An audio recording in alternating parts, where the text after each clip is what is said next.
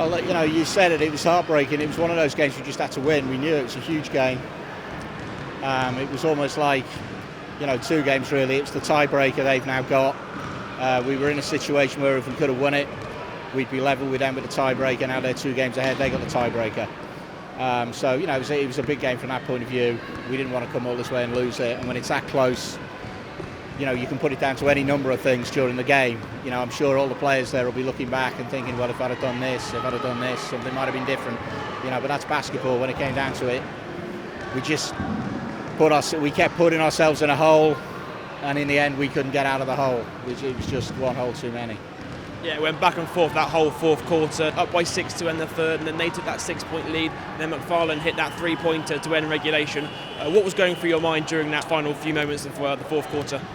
Well, it always looked like a little bit too many, really, but you never give up hope, as long as it was, it's only 2-3 possessions and you got more than half a minute, whatever, you've always got a chance. You've got to keep scrapping, and I think we proved that today. We did keep scrapping. Cardell hit the big shot at the end, but then, you've got it all to do again, and it's hard to keep that momentum going. It just comes down to that toughness to get the defensive stops, I think. We let them score, I think, too easily throughout the 5 minutes of overtime, the last 5 minutes of the game, and it was always just too difficult for us, I think, to run our offense. You can't.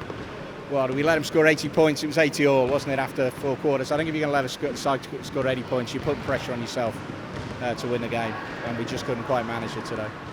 And Tyrone Lee, with his first game back from injury tonight, how do you assess his performance?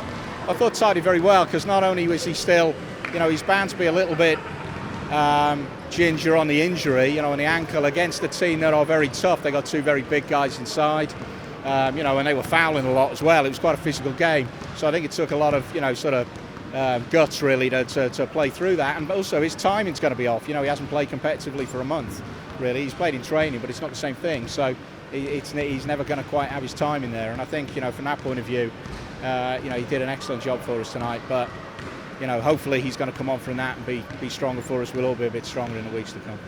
And you mentioned it earlier, but that result tonight does mean that Leeds take the season series. How crucial is that going to be come the playoff race at the end of the season? Well, we can still catch them. We've got 12 games to go. If we win enough games, then the tiebreak will become irrelevant, just like the tiebreak with Surrey will become irrelevant, if we can win enough.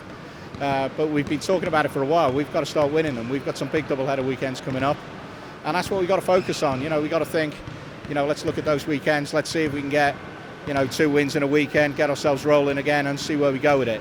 That's all we can do right now. It's not really about looking at the league table. It's about getting some wins. We've picked ourselves up before from disappointing losses, from bad performances. We've done that before and come back strong. So I'm sure we can do that again. We've got every confidence in the players that they can do that. And that's what we have to do against Sheffield.